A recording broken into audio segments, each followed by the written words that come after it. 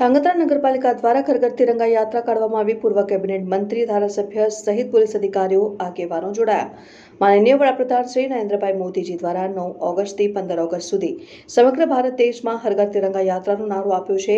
આઝાદીના પર્વને હર્ષોલ્લાસ અને ઉમંગથી ઉજવણી કરવામાં આવી રહી છે, ત્યારે સમગ્ર ગુજરાત રાજ્યમાં પણ રાજ્ય સરકાર શ્રી દ્વારા હર ઘર તિરંગા યાત્રા કાઢવામાં આવી છે। ત્યારે સુરેન્દ્રનગર જિલ્લાના ધાંગધ્રા નગરપાલિકા દ્વારા હર ઘર તિરંગા યાત્રા કાઢવામાં આવી હતી, જેમાં પૂર્વ કેબિનેટ મંત્રી શ્રી I.K. જાડેજા, ધાંગધ્રા હળવદ મત વિસ્તારના ધારાસભ્ય પ્રકાશભાઈ વરમોરા, નગરપાલિકા પ્રમુખ કુલદીપસિંહ ઝાલા, ધાંગધ્રા મામલતદાર શ્રી, ધાંગધ્રા નાયબ પોલીસ અધિક્ષક J.D. પુરોહિત સહિત આગેવાનો જોડાયા।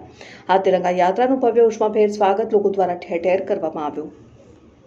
આજે ધાંગધ્રા શહેરમાં ત્રિરંગા યાત્રા નગરપાલિકા દ્વારા યોજવામાં આવેલ છે।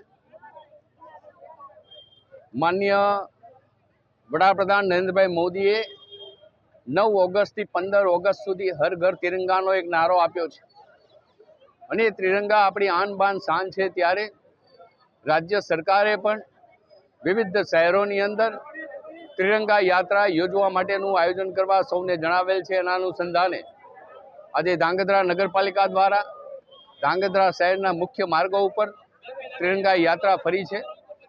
આ વિસ્તારના લોકપ્રિય ધારાસભ્ય માનનીય શ્રી પ્રકાશભાઈ વરમોરા, અધિકારી, પ્રાંત અધિકારી, DYSP, અન્ય અધિકારી મિત્રો, સાધુ સંતો, વિવિધ સંસ્થાઓ અને ભારતીય જનતા પાર્ટીના કાર્યકર્તાઓ, આગેવાનો આ યાત્રામાં જોડાયા છે।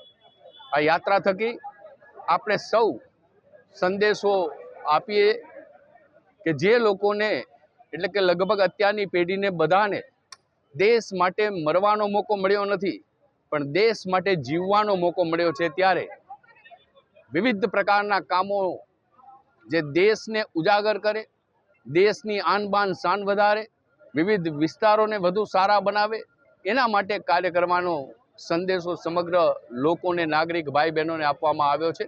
આપણે સ્વચ્છતાને અપનાવીએ, આપણે કુદરતી સ્ત્રોત વીજળી પાણીને બચાવીએ, આપણે હરિયાળું ગુજરાત, હરિયાળું ધાંગધ્રા બનાવીએ। વિવિધ પ્રકારના ખાદી ખરીદી સહિતના સ્વદેશીના અનેક કાર્યક્રમો થકી દેશ દાજ પ્રત્યેક વ્યક્તિમાં પ્રગટે। જે વ્યક્તિ પોતાની માતૃભૂમિ માટે એક અલગ પ્રકારની ભાવના પોતાના શરીરમાં પ્રજ્વલિત રાખીને કાર્ય કરતો હોય, એ વ્યક્તિ અને દેશ હંમેશા ઉન્નતિની દિશામાં આગળ વધતો હોય છે। અને એવી ત્રિરંગા યાત્રા આજે ઠેર ઠેર ગુજરાતમાં જ્યારે યોજાઈ રહી છે, ત્યારે એ ત્રિરંગા યાત્રા થકી વિવિધ સમાજો, વિવિધ વ્યક્તિઓ દેશ માટે કોઈને કોઈ કરી છૂટવાની ભાવના સાથે પોતાના મનની અંદર રહેલી ઈચ્છાઓને પ્રબળ બનાવવાનું કાર્ય કરશે।